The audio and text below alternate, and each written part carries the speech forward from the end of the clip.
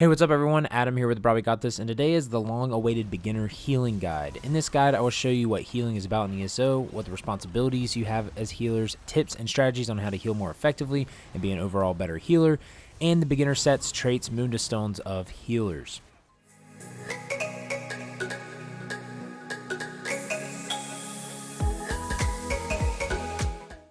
Before we get started, I do want to remind you, if you ever want to watch me play live, I stream on twitch.tv/brahwegotthis on Monday, Tuesday, and Thursday at 8 p.m. Eastern Standard Time, which I am live currently when this video releases, doing a 24-hour stream, so come check it out. And if you want to join our growing community, make sure to join the Discord and the second guild. The links to the Twitch and the Discord are in the description. Also, make sure to check out the social media pages on Twitter and Instagram to stay up to date on new content and day-to-day updates. Links are in the description. So you want to heal in the Elder Scrolls Online. This is the third role-specific beginner guide of this series. My DPS and tank beginner guides will be in the description if you want to check them out, or at the top of the screen. But again, like my other two videos, we're going to break this down into 4 general sections. What healing is about, the responsibilities of healers, tips and strategies, and beginner sets. All of these sections are also in the timestamps in the description. First, healing in general is pretty self-explanatory. You heal your teammates when they take damage. This is the general idea of healing in MMOs or any type of video game. But healing in ESO goes beyond that, and it leads to being a very fun role to run and really rewarding. But first, let's talk about the different types of heals in ESO. You have HOTS or AoE heals, which are heal over time effects. These are meant to heal slowly over time, usually in a larger area, healing multiple targets at once. Illustrious healing is a good example of this from the Resto staff line.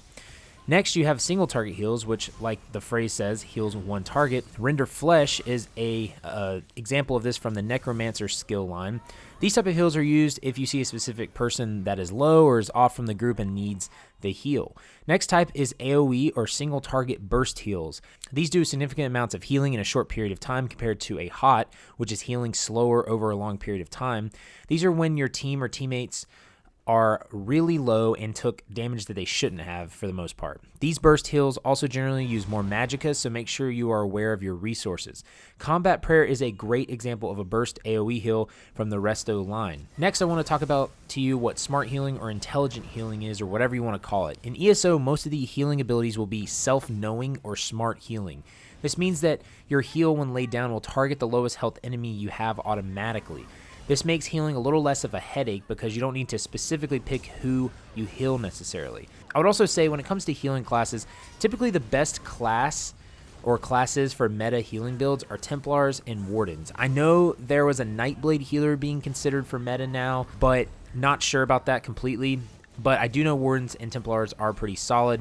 I, however, use a Necromancer because it's very fun. And I'm telling you this because I want you to know that, yes, there are quote-unquote meta classes for healing that do overall better jobs at it if you look at it on paper, but really you can heal with any class in this game. That's why healing is so awesome in my opinion. So find a class that you like and it will make it more enjoyable for you in the long run. For races, I would say generally Argonian, Breton, or High Elf have the best passives suited for healing. Again, you can heal with any race, but those are typically the best races. Now, I want to transition into the next part of the video, which is the healer's responsibilities. This is where I show you that healing in ESO isn't just about healing. You have other responsibilities as well, just like your other classes. And yes, healing is obviously a big part of this, but let's get into the responsibilities now. Besides the number one responsibility of healing, the second responsibility, and maybe the most important responsibility, is buffing and debuffing things. Get these 3 skills ingrained in your head: Combat Prayer, Elemental Drain, and Warhorn. These 3 skills are some of the biggest tools in your toolkit as a healer. Yes, just like tanking, you need to buff your teammates and debuff the target. Combat Prayer should always be on your bar somewhere. It gives a 8% bonus to overall damage and increases your team's physical resistance and spell resistance by 1320 by 8 seconds. And this heals your team as well. This is a skill you want to have up almost always. Think about that. If you have this up 90 to 100% of the time, you're increasing your team's damage by 8%. That will help you kill things a lot quicker. And that's the thing, the healer in ESO is suited to actually help their team do more damage the same amount as healing or keeping their team alive. That's why I think this is one of the most fun things to do in the game. Next skill that debuffs your enemy is Elemental Drain. This hits them with Major Breach for 23 seconds, reducing their spell resistance by 5,280 and applies minor magicka steal to an enemy for 23 seconds, causing you and your allies to restore 300 magicka every 1 second when damaging them. So that will increase damage for your team and give them resources back. This skill is another insane tool that needs to be up almost all of the time. By the way, Combat Prayer is from the Restos staff line, and Elemental Drain is from the Destruction staff line. I just wanted to let you guys know that. The next skill is from the PvP tree, and it's Aggressive Warhorn, or Aggressive Horn. This increases you and your group's max magicka and max stamina by 10% for 30 seconds and gives them Major Force, which increases critical damage by 15% for 10 seconds. This is an amazing buff that you want to always have active if you can. Between the healer and the tank, you should be able to keep this up pretty consistently. You just have to coordinate with your tank so you don't do these both at the same time because they don't stack. And then your classes will have class-specific buffs and debuffs in them, but I would say those three are some of the most important ones. Next big responsibility is making sure you are placing your synergies down for your teammates. These are some of the most important things in the game, and as a healer, you are placing some of the most important synergies as well. Orbs you see floating like Healing Orb from the Undaunted skill line are your best friend as well. These are orbs that will heal your allies closest to the orb, and they have the option to activate the synergy, which when they do, it will heal them and other allies, and it will restore magicka or stamina, whichever maximum is higher for them. This allows your teammates to sustain longer, so for DPS, it will allow them to do more damage. For tanks, it will allow them to use their abilities to tank more effectively. If you want to watch my Undaunted guide, make sure to check it out in the description or the top of the screen if you want to know the ways to level that effectively and get info on it. But these synergies can only be taken by a person every 20 seconds, so make sure you are throwing these out. I will have some tips on these later in the guide. These aren't the only synergies that will happen. Read your abilities and see if they have a synergy attached, and make sure to utilize them when needed. Next, you're not responsible for one-shot mechanics. If there is a fight that has a one-shot mechanic and the tank or DPS gets hit by accident, that's not your fault. Don't put the blame on yourself. A lot of times in pugs in this game, people will blame the healer. A lot of times people die because they weren't paying attention and they're standing in death circles or got hit by the boss. Don't let this get to you. I'm telling you, people will blame you for dying. So the responsibilities of healing are, again, healing, buffing your teammates, debuffing the boss or enemies, throwing your synergies down enough, and recognizing you can't heal through one-shot mechanics. Now, let's go into some tips and strategies on healing that can make you perform better or just help you understand the role better. The first tip I want to talk about is learning not to overheal in ESO. This is something that everyone does at first because they think that they need to throw down a heal every 2 seconds. You really don't. I know it's weird, but for most fights, you don't need to be healing as much as you think. Think about it this way. Every single second, someone isn't necessarily getting damage for the most part. If the tank is doing their job and keeping taunt on the boss is hitting them, but they have shields, they have heals, and you can lay down a hot and heal them just fine. Where you will need to make sure you're healing is when ad phases come up or other phases in boss fights. But besides that, you don't want to spam your burst heals or your illustrious healing ability. Because think about it, DPSs aren't necessarily getting hit all the time. If they're not standing in damaging circles or anything like that, they're not going to be getting hit that much, especially by the boss if the tank has the taunt and if it's not an ad phase. Or you don't really need to be putting down heals every single second. Your heal over time should suffice for the most part in most content. The way I like to do it, though, is I lay down a hot first around a whole group, and then I'll use Combat Prayer to buff the group, and then I'll debuff the target with Elemental Drain, and then I'll react when needed. Healing is a reactive role, okay? You don't really have a rotation like DPS. Think of it as hots are sustainable for most content, and burst heals are for emergencies or when needed if a DPS or tank accidentally gets hit by a mechanic that they shouldn't have.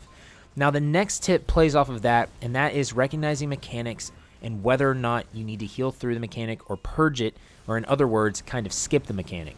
There will be some vet trials and vet DLC dungeon mechanics that you will be healing your ass off in, but other content you won't be doing as much healing. These mechanics you can purge or skip through a phase of ad damage or boss damage. But a good example that I can think of with a mechanic that's not able to be purged, in my opinion, is Darkshade Caverns 2 Vet Hard Mode on the last boss. When the spider does the poison phase, if your healer isn't healing through that or out healing the damage, it's most likely going to be a wipe. Learning these mechanics as a healer is crucial as a beginner. I would say basically, again, that every role needs to know the mechanics, but healers and tanks really, really need to know the mechanics. It will take time and practice to learn which mechanics are like this. Also, I will say learn to anticipate huge damage influxes. So certain ad phases or boss phases, this will help you know when to heal. Bandits UI is a great tool or add-on for this if you're on PC. You can see the thresholds of mechanics for bosses up in the screen, usually something big or bad happens at these thresholds.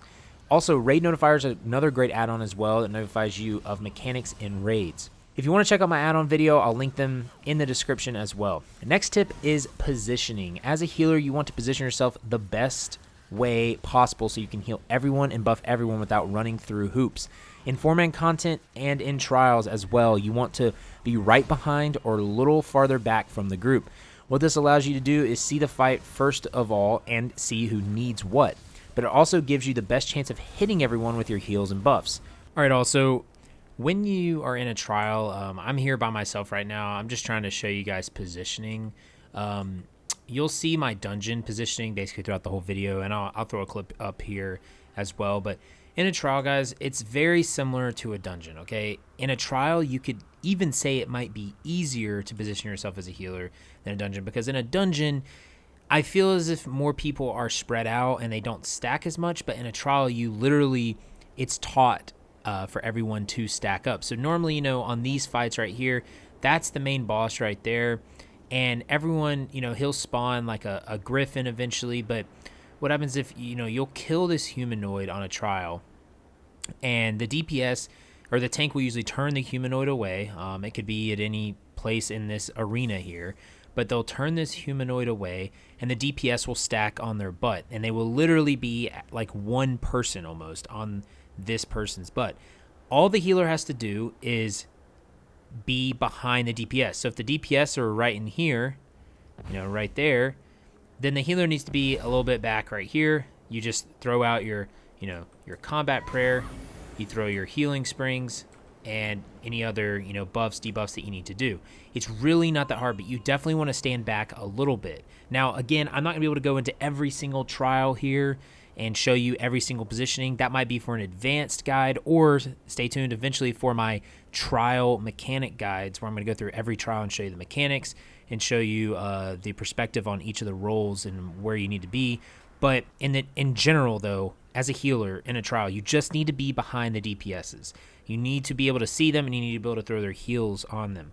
Now, if you're like an off tank or a main tank healer, or if like you're the one that's supposed to be healing the tank as well, you may have to stand over to the side some. So if like the DPS are right there, and you know you're a healer and you're right there, if their tank is, you know, back there, oh crap, almost hit that. If the tank is back there, you may need to stand over here and heal the tank, or, you know, obviously a little closer or something like that.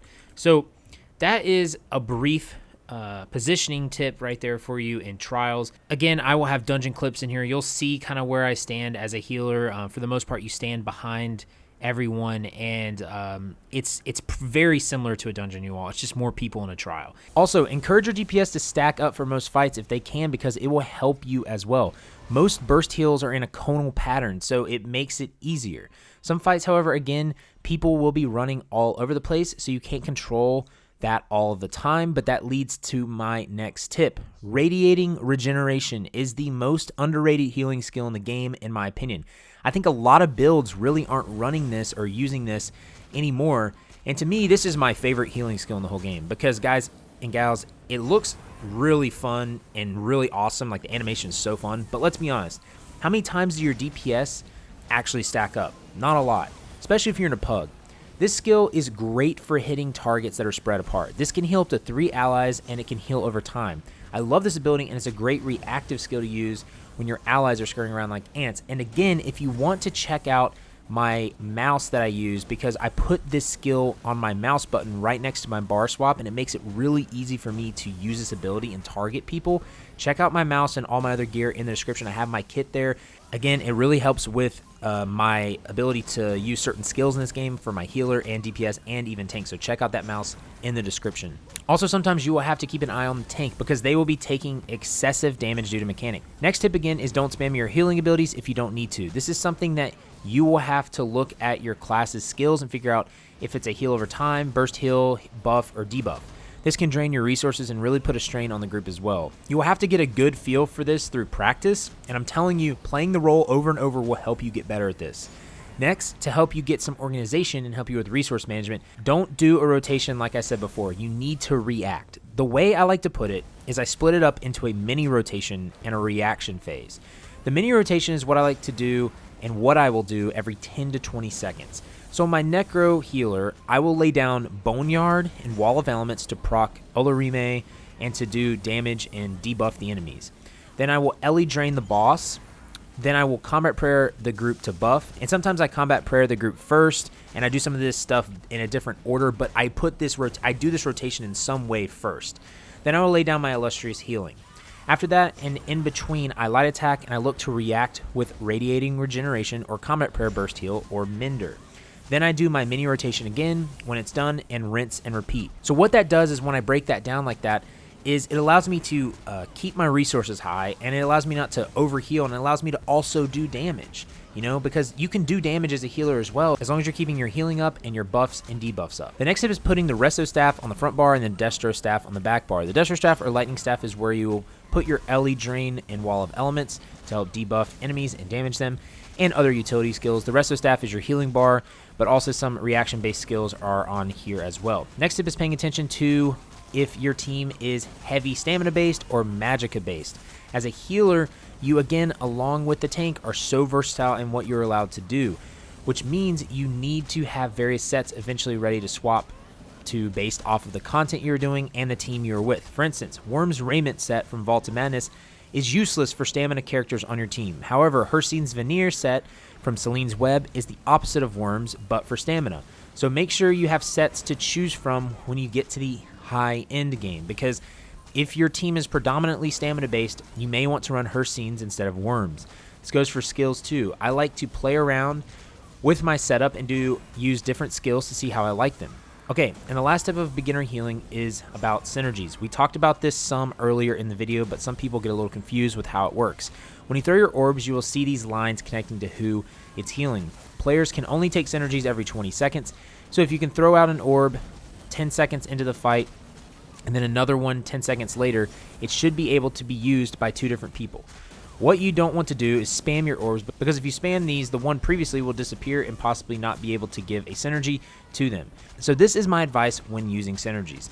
These do a lot of healing over time, so it can be used as a heal. But again, you can't control if players don't pick up the synergy. I would say throwing them every 10 seconds or so into a crowd of players, because they don't need to be directly at the person, is probably a great place to shoot for. At the very least, throw one every 20 seconds. That way at least someone will use it.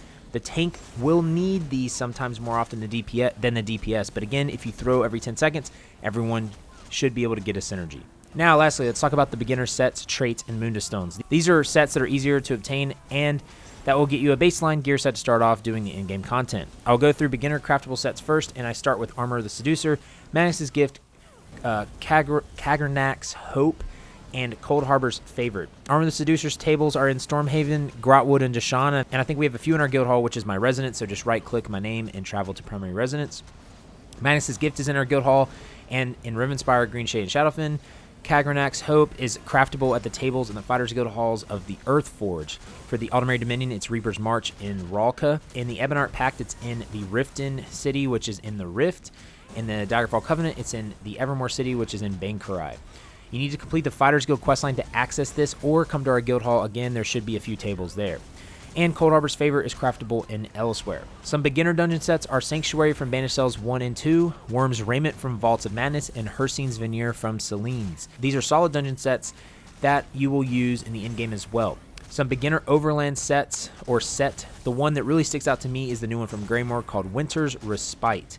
This you can farm from overland bosses, delve quests, dolmens, and public dungeons for the sets and jewelry pieces and weapons. Some beginner monster sets are Sentinel of Raccoon Gazme, I don't know if I said that right, from Darkshade Caverns 1 Vet, Chokethorn from Elden Hollow 1, and again, if you want to check out my Undaunted Guide just to learn more about the monster sets, it will be in the description as well.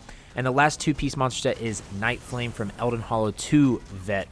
Again, these are just beginner sets, and there could be more that you try, but these are solid places to start out at.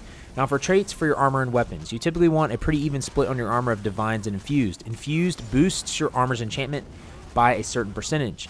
You want all light armor for the most part, except for your monster helm and shoulder. The helm is typically heavy and the shoulder is typically medium. Again, these are typical weights.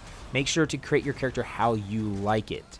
For weapons, the traits are usually always powered on your resto staff because this increases your healing done, and charge on your destro staff because that increases the chance to apply status effects, which will debuff the enemies. For your Mundus stone, I would say Atronach is at least one of the best ones for healers, and you could even go with the ritual one as well.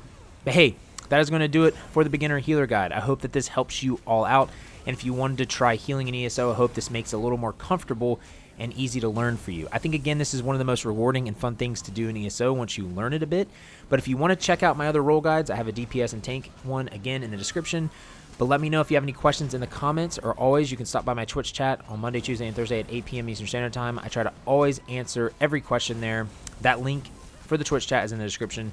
Also, make sure to check out our growing community in the Discord or the second guild. The links to the Discord are in the description. And make sure to like, subscribe, share, and heavy attack that bell icon if you want to stay up to date on more content and giveaways every time they happen. But until next time, you all have faith, be great, and I'll see you on ESO.